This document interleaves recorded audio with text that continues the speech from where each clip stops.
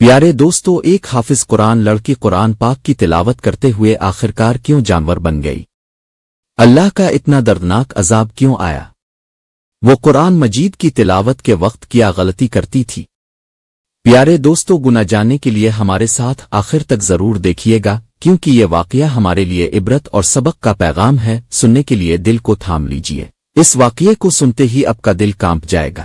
ناظرین محترم، یہ واقعہ پاکستان کے دور دراز علاقے کا ہے، جہاں عبد الرحمن اپنی بیوی زینب اور اپنی 1 سال کی بیٹی نفیسہ کے ساتھ رہتا تھا۔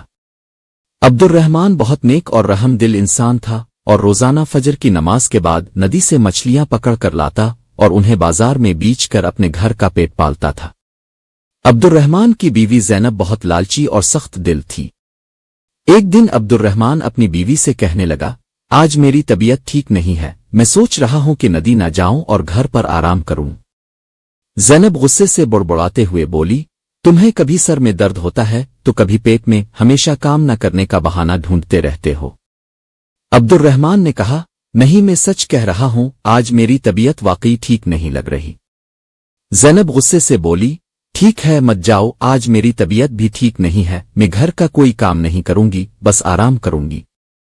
عبد الرحمن نرمی سے بولا، اچھا ٹھیک ہے، تم ناراض مت ہو، میں کام پر چلا جاتا ہوں۔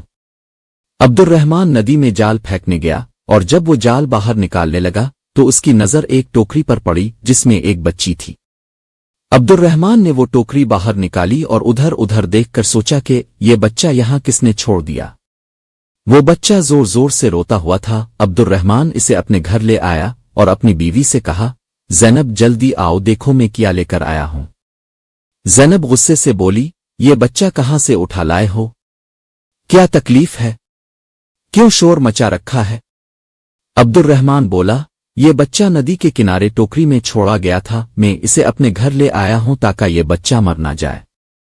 زینب غصے سے بولی، اگر کسی کا بچہ ہے تو اسے واپس کیوں نہیں دے دیتے؟ عبد الرحمن نے کہا، تم کیسی باتیں کر رہی ہو؟ اگر میں اسے نہ لاتا تو وہ مچھلیوں اور جانوروں کا شکار بن جاتی۔ زینب نے سختی سے کہا، اس بچی کو میں اپنے گھر نہیں رکھوں گی۔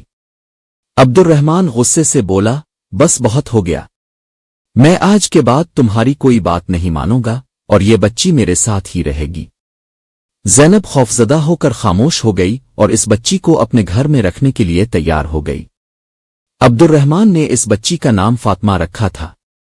وقت گزرتا گیا، نفیسہ اور فاطمہ دونوں بڑی ہو گئیں۔ ایک دن فاطمہ نے عبد الرحمن سے پوچھا، ابو جان، کیا میں بھی اب کے ساتھ ندی میں مچھلیاں پکڑنے جا سکتی ہوں؟ عبد الرحمن نے خوش ہو کر کہا، بیٹی، ابھی تم بہت چھوٹی ہو، تم اپنی بہن عائشہ کے ساتھ کھیلو، جب بڑی ہو جاؤ گی تو میرے ساتھ آنا۔ زینب نے کہا، اگر تم جانا چاہتی ہو تو تمہیں لے جانا چاہیے، اب کا کام بھی جلدی ہو جائے گا۔ عبد الرحمن نے کہا، اگر فاطمہ کو کچھ سیکھنا ہوگا تو میں خود سکھا دوں گا، تم فکر نہ کرو۔ لیکن زینب فاطمہ کو پسند نہیں کرتی تھی۔ ایک دن عبد الرحمن کی موت ہو گئی۔ نفیسہ اور فاطمہ دونوں باپ کی موت کی خبر سن کر بہت دکھی ہو گئیں۔ زینب نے نفیسہ کو گلے لگا لیا اور کہا، بیٹی، تمہارے والد کا ساتھ ہمارے ساتھ یہاں تک تھا، اب تمہیں ہمت رکھنی ہوگی۔ نفیسہ روتے ہوئے بولی، اماں، اب ہمارا گزارا کیسے ہوگا؟ اللہ نے ہمارا سہارا چھین لیا ہے، اب ہم کیسے گزارا کریں گے؟ زینب نے کہا، فاطمہ، اب تم ہی اپنے والد کی جگہ مچھلیاں پکڑنے جاؤ، تمہیں تو اپنے والد سے سیکھنا تھا۔ فاطمہ روتے ہوئے بولی، اماں، میں خود اپنے ابو جان کی جگہ کام کروں گی، اب فکر نہ کریں۔ زینب نے فاطمہ سے کہا، بس زیادہ پیار کی ضرورت نہیں ہے، تمہیں کام کرنے کے لیے جانا ہوگا، اور کون جائے گا؟ باپ کے مرنے کے بعد فاطمہ کی دنیا بدل چکی تھی۔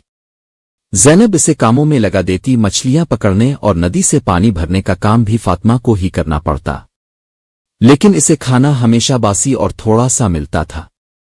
ایک دن جب فاطمہ ندی سے پانی لینے جا رہی تھی تو وہ اپنے باپ کو یاد کر کے رو رہی تھی۔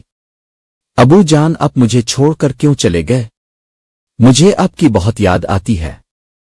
اس دن فاطمہ جب ندی کنارے پانی لینے گئی تو ایک اللہ والے بزرگ وہاں آ رہے تھے۔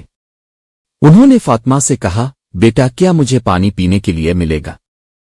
فاطمہ جلدی سے پانی لے کر آئی اور بزرگ کو پلایا۔